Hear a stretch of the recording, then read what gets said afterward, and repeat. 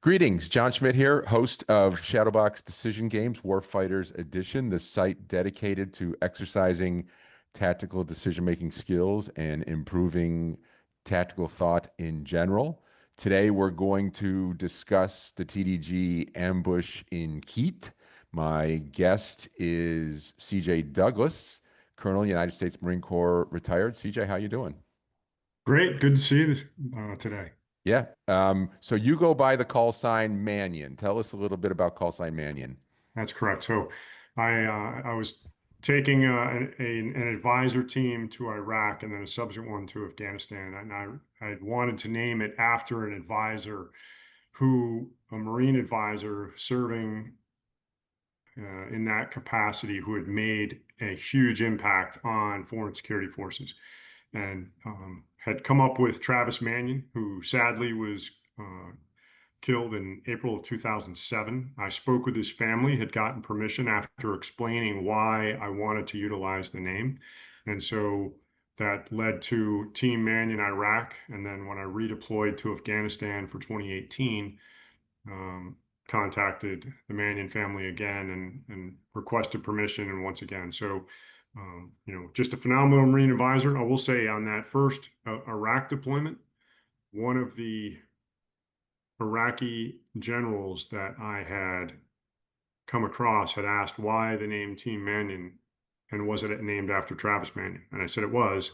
And he said he knew Travis Mannion and he was a warrior. So, First Lieutenant Travis Mannion, and that's where the name of the teams and ultimately the call sign for our tactical decision making exercises came from. Very good. So you and I developed Ambush in Qeet together based on an actual event. Yes, You were the CEO of Kilo 325 at the time, right? that's correct. And so in 2005, correct me if I'm wrong, an Iraqi EOD convoy was ambushed by insurgents, 20 to 25 KIA, and you were the company commander in the area tasked with conducting the recovery operation. And so we developed a tactical decision game based on that experience. Yeah, that's it on the head. So for our viewers, if I can advance my screen here.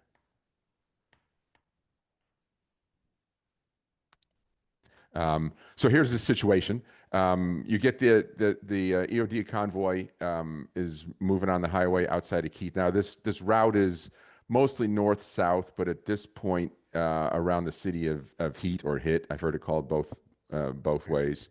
It's actually moving mostly east west, and so you're coming in from the west with instructions to recover approximately 20 bodies from this ambush. And so you're moving in a column with your tank platoon in front, your headquarters, first platoon on assault amphibian vehicles, your weapons platoon organized as a regular rifle platoon on up armored Humvees, and then your second platoon as bringing up the rear on AAV. So talk to me a little bit about sort of how you're approaching this mission heading to the ambush site.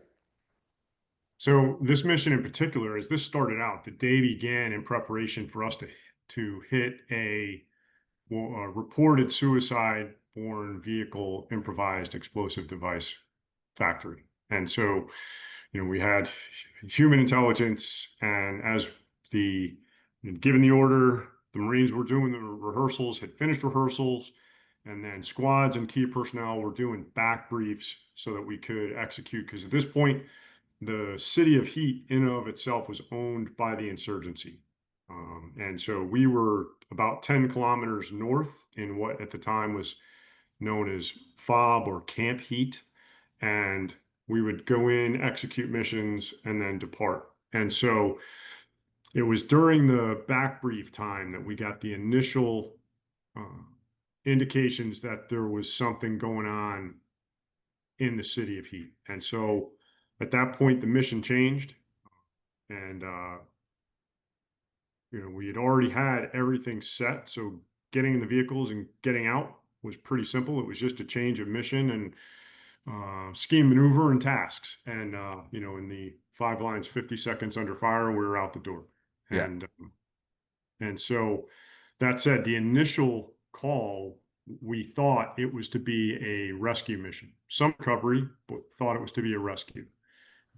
Ultimately, it turned into just a straight up recovery of personnel. So Now, now, something we left out of the TDG, but in the actual event, hmm, there was the insurgents published a video yes, in which they claimed to have taken a captive. that's In correct. reality, it was a Japanese contractor. In the scenario, we turned it into a Filipino. What we excluded from the TDG was that there was a second, well, another survivor. It was what, a Swedish contractor? He was from South Africa, South and Africa, I'm sorry. right, And nope, he survived the ambush, evaded capture, stole a car, and showed up at your fob, right? showed up. So I had south of our position was what was called the bronze uranium split or the BU split to anybody who's been in the area. And so there was a position there, and basically their job was to keep coalition traffic that would split where at that location to stay on uranium and non-coalition traffic to go on bronze.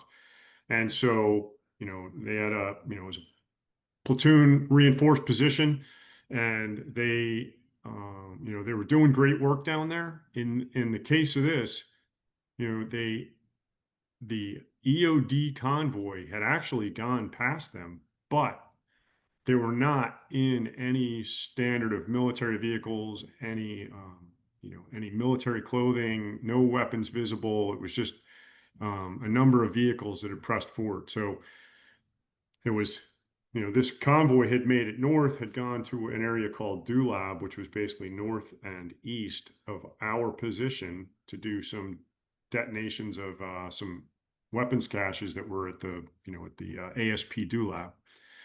And it was on their return that they ultimately got ambushed by an insurgent element on the south end of the city, and Mhm. ultimately then we went forward. So yeah, so South African fellow had fought next to his Japanese contractor friend. They had fought, as he had described, pretty intensely, and then sadly his friend was killed. He had checked him, and knowing that he couldn't recover him and save himself, he exited and was able to steal a vehicle, proceed south, and then ultimately we linked up with him and brought him back up to the ambush site. Right. So, um, so when you were tasked, when it was clear that it was going to be a recovery operation and not a rescue, you were tasked with recovering the bodies. You were Yes, also told that there was this Japanese contractor who had been taken captive, and you had instructions to try to gather information about his potential whereabouts. But at this point, you already knew he was dead right. because the other guy had told you he was dead. So, did higher headquarters just not believe you, or what was the deal there? No, so the reality of it is all of this was internal to us. Like at this point now, our decision making cycle, we were ahead of our higher headquarters. They weren't even aware of a Japanese contractor. They just knew that this event had happened, and we were the ones giving them information. And so it was at the point that we had located the South African contractor, and in a brief update to the situation as he kind of laid things out for us. I'm like, all right, with the leadership I mean, it was the perfect team because I didn't just have the attached tank platoon. I had the company commander and his headquarters section of tanks were there as well. He was not an attachment of mine. He was actually a regimental asset, but and he and I had worked together as instructors at the basic school, just phenomenal. And so here's what we've got, and 3, 2, 1, go. And so, it was on the drive up, in between, getting more information out of the contractor. That then, as we got there, it was, we had advised hire, hey, there's, potentially, we're gonna, try to identify contractors. At this point, we didn't know that anybody had, that they had dragged them off. It was when we got there the South African contractor said that large pool of blood is where my Japanese friend was. And at that point, we saw the drag marks, and it was the platoon commander for that platoon began following with his, his key leaders through the desert, trying to locate where they dropped this contractor off. Hmm. In the event they dropped him off, they came to find that they, the where the blood trail ended was there were some tire tracks in the desert, and they realized at that point he had been taken, and it would be, would prop, I would say within 24 to 48 hours, the video surfaced that they had him, and they were alleging that he was alive. But just based off the interview with the South African contractor and the amount of blood, it was highly unlikely that he was alive. Okay, so the video doesn't appear until later, but you've actually been able to track the drag marks and Yes, know that he's been taken away in a car. right. So, And and the other interesting thing is when you arrive at the scene in column, you drive into the ambush site or the objective area in a column, and you discover that the bodies are actually stacked up like cordwood right next to the road. I assume this is very suspicious to you, and you're immediately thinking booby trap. The bodies are covering an IED, something like that, correct? it is because it was almost, it was as you approached, and so there were still vehicles on fire, and so it was kind of this linear type ambush that had clearly occurred, and you could see because vehicles are on fire, and you started to see the first elements of casualties. There were a couple that were just scattered, and then there was, as you mentioned, this stack of bodies. Now, we would find later with a subsequent video that was released that they had dragged them all, a number of them into one location and then proceeded to just walk back and forth, spraying them with automatic fire. I mean, it was actually pretty horrific. We were able to utilize that. Our higher headquarters, I should say, was able to utilize that, specifically the regiment, and was able to locate, some of the people that were involved in the ambush. Okay. Did you have a radio frequency jamming capability at that point? Were you concerned about a remote detonation or anything like that? So, it was something that was on my mind, but it wasn't anything at that point we could influence because, at this point we didn't have any of the jammers, any of the jammers that we had in subsequent deployments that were in vehicles or even that were, for foot mobile. The biggest threat that we had at that point was either pressure sensitive Hmm. or remote, command detonated. Those are really the big ones that we were seeing down there. And then, of course, indirect fire and direct fire. So, Right. we knew you had about an hour and you were going to start with indirect fire, direct fire, RPGs, and at some point a VBID, vehicle borne IED was going to come out of into play. So that was sort of their standard operating procedure. Yep. Yeah. For our area at that time, that was their standard operating procedure. Did you consider the possibility of just saying stop, let's call in EOD? I mean, why wouldn't you just do that? Well, so at the time, actually, we did put a request in for it, and you had an EOD team. I remember it's not entirely depicted just looking at this scene, but really we had our regiment was a regiment minus, our battalion was a battalion minus, and the regiment was responsible for like all of AO Denver, and so you had an element that was all the way out in Alkime, and uh, and then you had our battalion and a company up in Haditha, us down in Heat, and then a security element for the regiment in. So really, you've got what I would say is a division-sized AO that is being covered down by a small force. So that said, if the EOD was going to be coming out of Al Assad, that without even any contact or hold up for an IED, you're looking at an hour for that. That's one thing. And then the next thing is you're if they're tied up on another event. I don't remember what it was, but it was, it wasn't, there was nothing that we could wait for because they were already committed to something else. Right. So at this point, it's basically you're on your own to deal with this problem. Right. At this Yeah. point, it's hey, the Marine Corps has put a lot of money into you to make decisions, Yeah. and so a good and a decision now based on maybe not perfect information is better than a decision later based on perfect information. Like in Yeah. a perfect world, yeah, it'd be great if I had if I had the electronic countermeasures that I could set up a bubble. It'd be great if I had an EOD team that, I could snap my fingers like I would have on my team in later deployments. But in this deployment, that's the best that we had. And so what we Yeah. had were Marines that were really good at identifying changes in baselines. I had really good Marines in Combat Hunter, and really and identifying patterns and staying ahead of the insurgency at this point. Yeah. And so that was where that was really what kind of enabled us in this to make, enabled me through the inputs of my subordinates to make the decisions that I did that Yeah. ultimately were effective.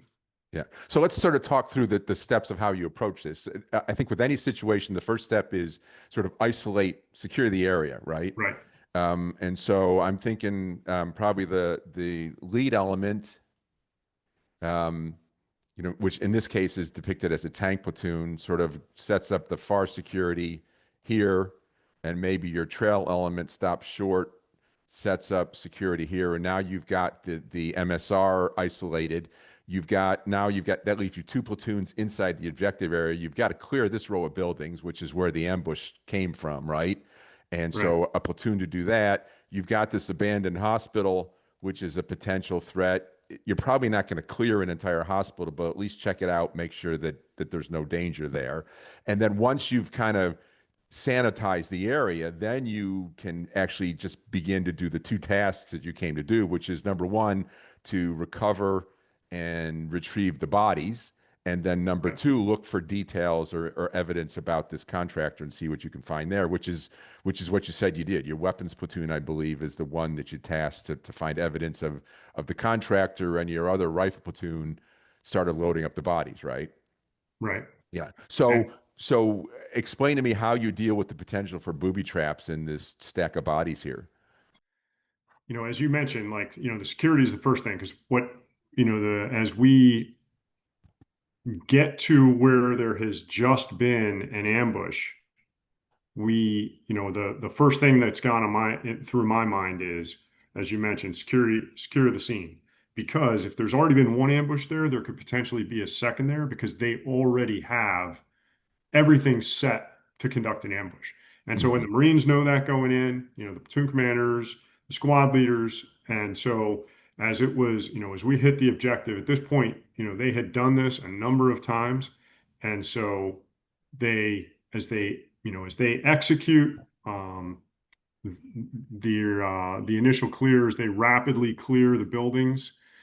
Um, and and then is and simultaneously is when they the one element locates the the site of the KIA contractor, and then the attempt to recover comes in. Okay. Can you see the picture now? I can.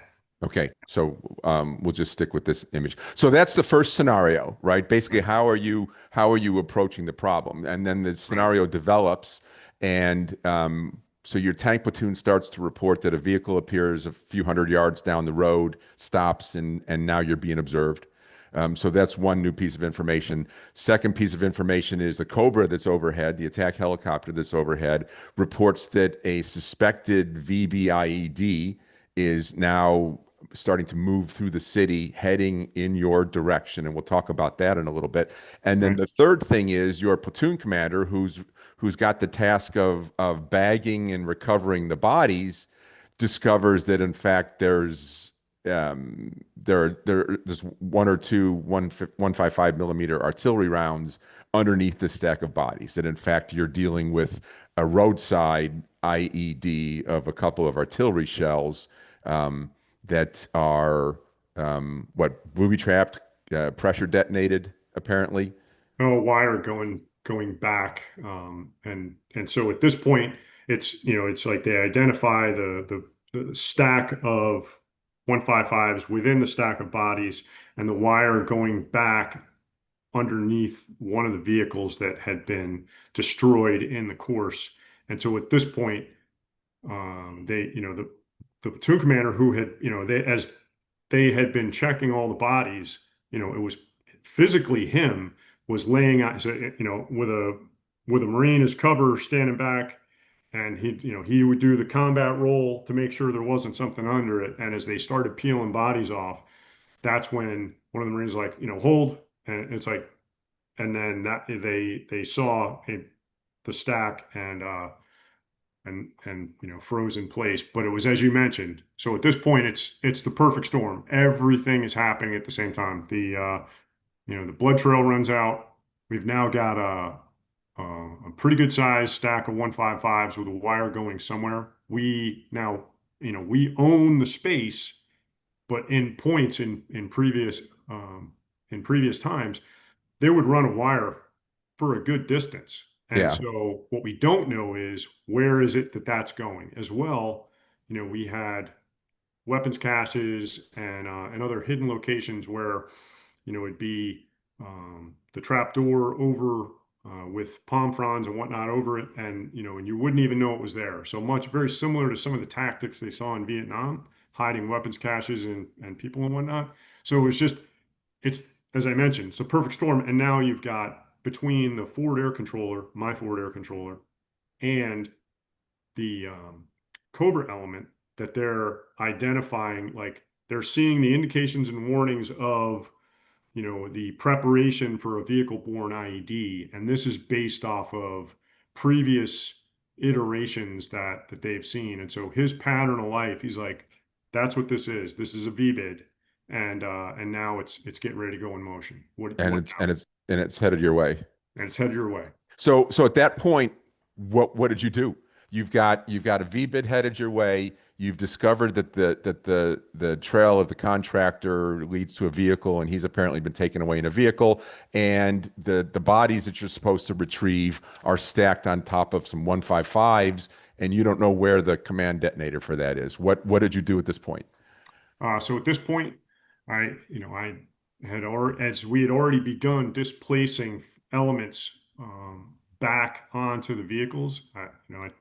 I talked briefly with the tank company commander, and I said, "Hey, I'm going to hit this V-bid coming at us. If you could hit with a main gun, if you could hit the V-bid on the side of the road, because my concern one is, we couldn't just leave it there. We couldn't wait for EOD, and we couldn't leave it there. Well, so let's talk about that. Why Okay. why couldn't you just leave it there? And so we had several different responses to the TDG on Substack, and one Right. was just wash our hands. It's somebody else's problem. Why couldn't you just leave the IED at the side of the road? No, for a number of reasons. And one is in the event, knowing we would likely come back to that location. Because in my head, I knew we were going to have to come back. Um, the next is in the event some other convoy ended up coming through the city, unlikely because that was our area. Yeah. However, the worst case would be is if something happened to one of the locals. And then that became insurgent propaganda. So if we Right. had left this improvised explosive device, large improvised explosive device, and it detonated and killed an Iraqi family, that would have been all the messaging that the insurgency needed to get out and show the locals, look, the Americans did this. Look, they were at this location. They set this up. Not just that, like, hey, look, they detonated, our thing detonated. Like, oh, the Americans put this there, and now they've killed, some of your compatriots. So that was Mhm. my concern. So, I knew, and in my mind, maybe another commander would choose something different, but in my mind, leaving it was not an option, so that it wasn't, it could not either cause harm to either civilian or U.S. or other coalition personnel. Did the possibility that there might have been further desecration to the bodies, did that factor into your thinking at all, or no? It didn't. No. Honestly, it Did didn't because at that point, I mean, it didn't. Okay. The other option that several people suggested was either pull back to the hospital, set up a strong point there, and wait for EOD to come and do this properly under the, in daylight, or just put an overhead asset on this thing to watch it to make sure nobody came and tampered with it or set up any additional secondary ambushes or anything like that, Yeah. and then come back later with EOD and do it. Why did you not consider those to be viable options? So a number of those, I mean, are they're great options. And you would say that later on during whether it was Operation Iraqi Freedom or Operation Enduring Freedom, those would be viable options. But at the time, So this is early GWAT, right? This is this is 2005. right. This is Yeah. 2005. And so the reality of it is that an ISR asset is a regimental asset. Hmm. And as a infantry company, you're not even going to see it. You might see a screenshot of imagery that somebody hand delivers to you, but that was about it at the time. And so, So really, you're on your own, and you've got to come up with some field right, expedient method for doing this. And your right, choice was put a tank round into the IED slash stack of bodies right. and detonate it that way. And it was, and in my mind, that was going to do two things because you have to remember, we knew at this point we were at about the 1 hour mark. Right. Now, And as I this is, by the way, mentioned, this is what, about 1 o'clock in the morning, right? I don't recall that, but it was period of darkness. It was Yeah. late. And but at the time, the period of darkness. You can come back to that question because I lost a train of thought with that at the time. Okay. Sorry about that. That's okay. You were talking about why you decided you needed to expediently detonate the thing as opposed Oh, to some other right. options. Yeah. Yeah. So at the time where the our departure from the objective area, right, was going to be critical, and Mhm. because there are only so many ways in and out of the city of Heat, there's two, north or south, and that's it. So once you start going, because you're given the space, the insurgency's got the ability to execute whether it's pre-planned ambushes or hasty ambushes. And so with that, the decision-making calculus I had was, okay, I'll utilize the detonation of the IED and the VBID for us to execute our retrograde. And Hmm. so, we had fixed wing and rotary wing overhead. And so fixed wing out looking ahead and at the time, the detonations happened. So it was, basically uh, between the tank company commander and I, we had a short count, 3, 2, 1, and boom, execution of both the secondaries that came off of each were so there was more than just a couple of IEDs. I think they had seen 3 to 4, but there were a number of secondaries that came off of that pile, and then the VBID was quite a hit. And so even the Cobras as they had come through my FAC were like that was a large size VBID from our experience. So you used the tank main gun to detonate both the IED, the roadside IED, and the VBID. No, I No? used the Cobras to detonate the VBID. I used the tank to detonate the Okay. roadside IED. And so, And but they were simultaneous. So it was, we did a countdown based off of the Cobra's time on target and then executed at the same time. yeah, how close was the VBID to your closest position when you took it out? You know, I would say it was probably about a kilometer away.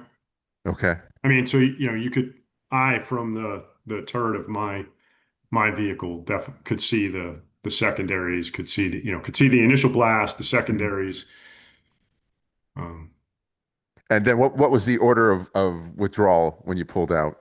We and basically just turned, and then because there was tank elements on front and rear, Okay. the Which is rear different now from the way became we've the front. set up the scenario. The scenario Yeah, that we didn't have the tank headquarters section.